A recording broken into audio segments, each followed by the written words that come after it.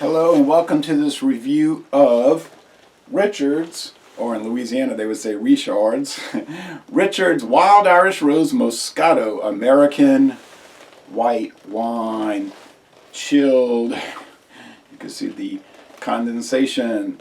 Richard's was introduced in 1954. It is now owned by Constellation Brands, makers of things like Ballast Point beer. Okay, and dozens and dozens of other beer, wine, and liquor brands. But this is one of the specialty wines, as they call it, Wild Irish Rose Moscato, Canandaigua, New York. They've got the website, www.cbbrands.com, and the 1-888-659-7900. 17% alcohol. This is 17% alcohol. This is get it right, a 750 milliliter bottle. Okay, well, normally they have the American red wine, all right? This is the Moscato.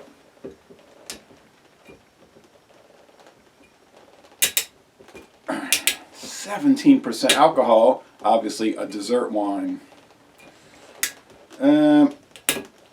Finally got the cap off. Okay, there are many variants of this, but most are flavored with this and that coloring and flavoring. The red and this, and there might be one called the white. You might find the white, which I've not run across, are pure wine. Notice I didn't say they were good wine. I said they were pure wine from New York. They say that's the Appalachian Mountains, right? The Appalachian. Appalachian means where is it from? America, that's what they say. New York. Really, it's New York. Vinifera wine, grapes usually. This is Moscato, however. Never had it. It's got the thin bottle for convenient placing in jackets and whatnot. All right. I bought this in Harvey, Louisiana, along Louisiana Highway 18 eastbound. Okay, it's found in. Is it sold in this town? I don't think this particular one is sold in this town. I think you have to go to Jefferson Parish, believe it or not. Okay, and I believe chilling is what they recommend for this white wine. Now they're saying on the Constellation Brands website, and by the way, if you look that up, they've got detailed discussions of this particular wine and the whole Richard's Wild Irish Rose wine. PDF files, sheets, all about the grapes, how they make it, blah, blah, blah, how wonderful it's supposed to be. Like literally, they go into detail about this. Now, anyway, so that would be something to check out. It's gold. It's not golden. It's yellow. I know it's white, but you know they're never really white, and red wine's never really actually red usually, because you know just. But that's what we call it. So it's golden, yellow. Fumbling over my words. Okay, but anyway, so I figured, well, why not? It's not the cheapest. The Carlo Rossi is much cheaper per milliliter if you look at it. That is for sure. But you can't really put a Carlo Rossi here, you know, the 4,000 milliliter bottle in your vest pocket. You really couldn't do that with this. They do make a much smaller bottle of this in the little flask size wine bottle actually. So,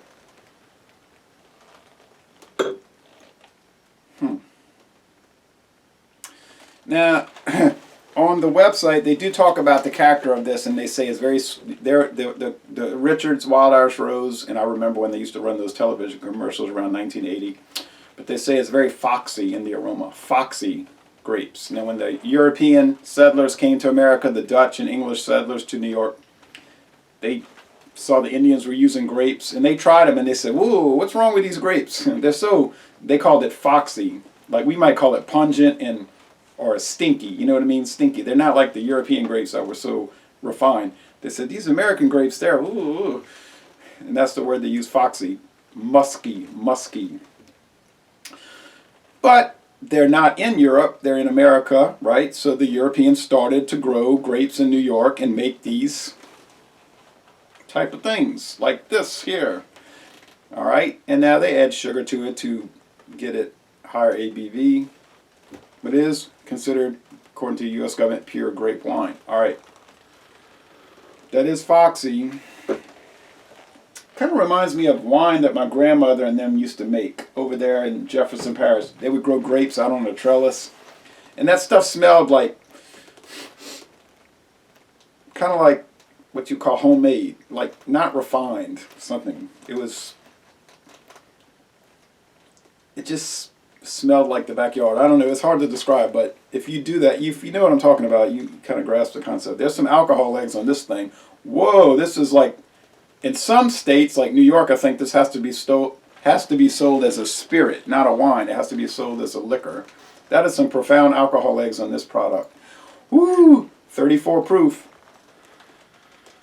It is white grape wine, okay, in the aroma, but it's musty. It's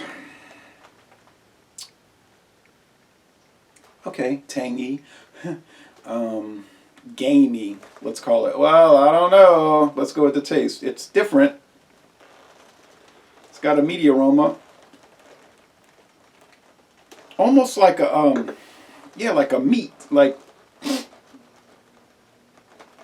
pork rinds, and the fat, the pork fat inside the rind. It's very strange. Okay, keep me in your thoughts.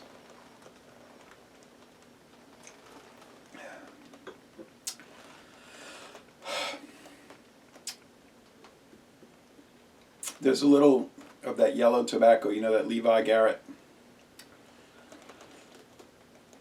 And there's a lot of heavy grape skins, and they were talking about this type of wine, the Moscato. The way, if you read articles about Moscato, it's kind of like what I'm describing. It's a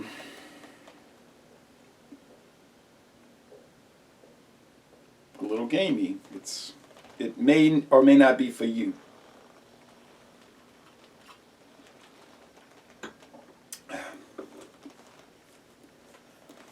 There's a lot of sugar here. Sugar. Doesn't taste boozy though. It's not a huge alcohol presentation. It's just like, okay, it's sweet, it's sugary. It's got that kind of, that kind of grape skin, that tannic thing. And the body's upper medium. It's not light body. And the finish is kind of hangs around a little bit. Doesn't like put its arm over your shoulder and say, "Here I am. What are you doing? How we going?" You know, it's just like, "Hey, brother, you coming out with us tonight?" And you're like, "Yeah," you know. That's how it finishes. There's a little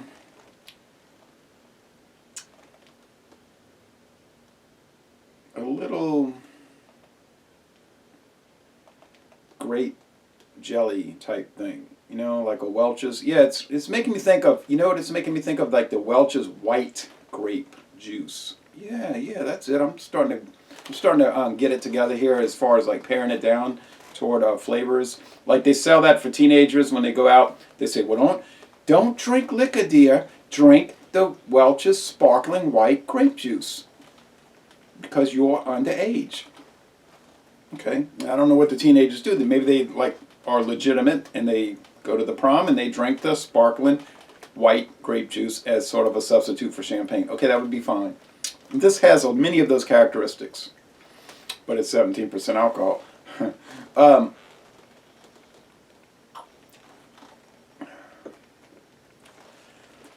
It's there's a peppery note. It's like a white pepper. It's strange. It's like an underlying pepper note, a white pepper note. But it's not just like airplane fuel, you know what I mean, jet fuel, or you know, trash, garbage, horrible, landfill, degradation, fear and loathing. It's nothing like that. It's not like super refined. On the other hand, it's not super horrible either. I mean, I have to call them like I see them. Now you say, would you buy it? No, I wouldn't buy it because the Carlo Rossi, I can get Carlo Rossi white wines for much cheaper per milliliter. So I would just buy those. Okay? I only bought this for review purposes only. I didn't buy it and say, oh, I'm going to drink it. I mean, I am going to drink it, but I didn't do it for that dedicated purpose. I bought it for the review because this is the first video review for this Moscato wine in the world. True story. Do I hate it? I don't hate it. I don't hate it.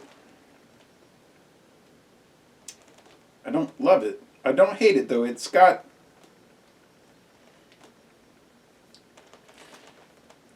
some particular qualities which you could, in some ways, argue.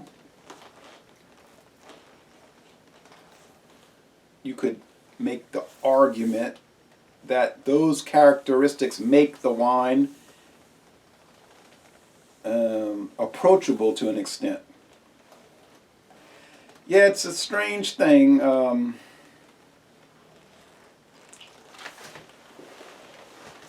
Strange thing. Well, it's an odd item. I gotta take a photo so I'm gonna get a little bit more. But I can't say I hate it. Don't say I love it. But I'm not a white wine person really. Jean-Pierre says, never white wine, never white wine. Because he really hates it. But it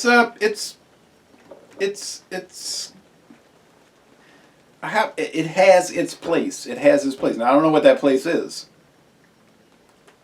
And I'm not saying I want to be in that place. But there is a place. There's a place where I can go.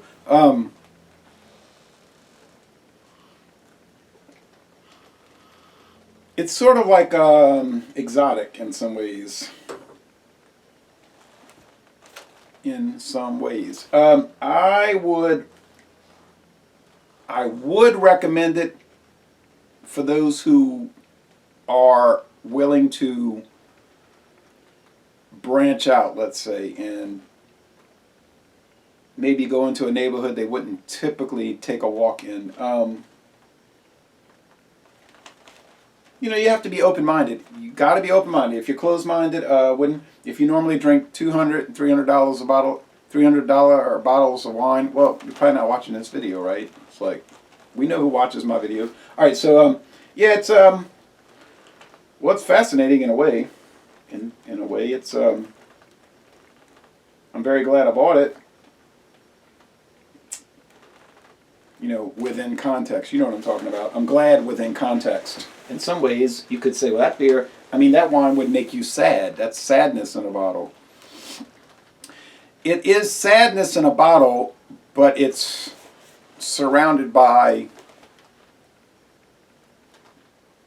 kind of hobbyist, cool, I found it, I got it, contextual viewpoints of particular branded wine products. All right, so it is literally an actual wine. Now, take that as you will, but when I see these kind of things, I cannot resist. You know, it's a weakness, and I'm the first one to admit it. So thank you for watching this video production, and take it like you want to take it, but, you know, oh boy. Woo!